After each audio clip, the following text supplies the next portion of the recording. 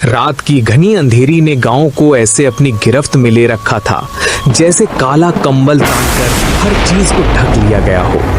आसमान पर काले बादल इस तरह घिराए थे जैसे कोई तूफान भीतर ही भीतर पड़ रहा हो।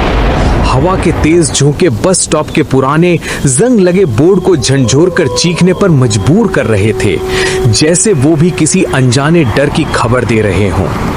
बारिश की तेज बूंदें जमीन पर गिरकर मिट्टी की नमी में एक अजीब सी खुशबू फैला रही थी, मगर उस खुशबू में भी एक घुटन, एक रहस्यमय बोझ सा महसूस हो रहा था।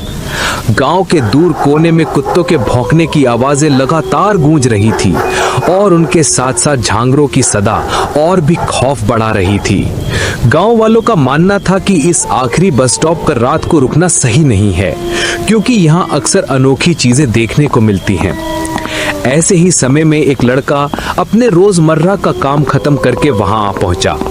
वह बारिश में भीगा हुआ, तूफानी हवा से सहमा हुआ बस के इंतजार में वहां खड़ा हो गया।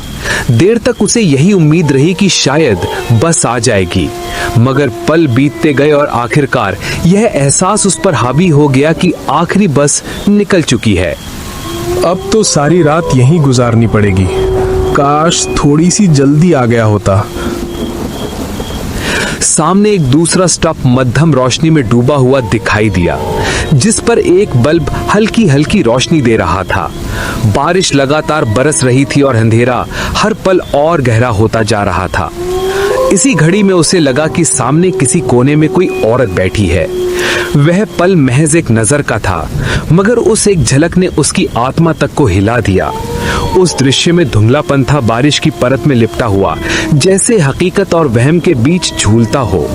उस रात की सन्नाटे में वह दृश्य और भी भारी महसूस हुआ। लड़के ने मन ही मन यह सोचकर कदम बढ़ाए कि शायद यह सब बारिश, थकान और अंधेरे का धोखा है। रास्ता लंबा और बेहद सुनसान था। जितना वह आगे बढ़ता रात उतनी ही घनी महसूस होती। बारिश अब मूसलधार बरसने लगी थी। हवा के तेज झोंकों के साथ पेड़ों की डालियां ऐसे झूल रही थी जैसे कोई अनजाने साए धीरे धीरे रास्ता रोकने आ रहे हों। कुत्तों के भौंकने की आवाजें कभी पास आती, फिर अचानक जैसे बहुत दूर चली जाती थी। इन सब के बीच एक अजीब सी डरावनी सरगोशी फिजा में घुली हुई थी, जो कानों तक पहुंचकर दिल में उतर रही थी। कुछ ही दूर चलने के बाद पीछे से एक हल्की सी आवाज उठी, भाई अगली बस कब आएगी? मैं इंतजार करती रही आखिरी बस के बाद सिर्फ तुम्हारे लिए।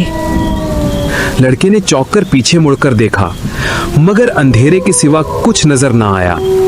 वह आगे बढ़ता गया। बारिश के साथ कदमों की आहट और भी भारी महसूस होने लगी।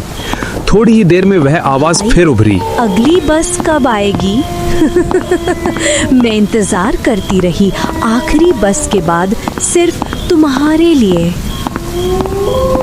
मगर इस बार उसने पीछे देखने की हिम्मत न की। दिल की धड़कन तेज हो गई, सांसें भारी होने लगी और माहौल में एक गाढ़ी खामोशी छा गई।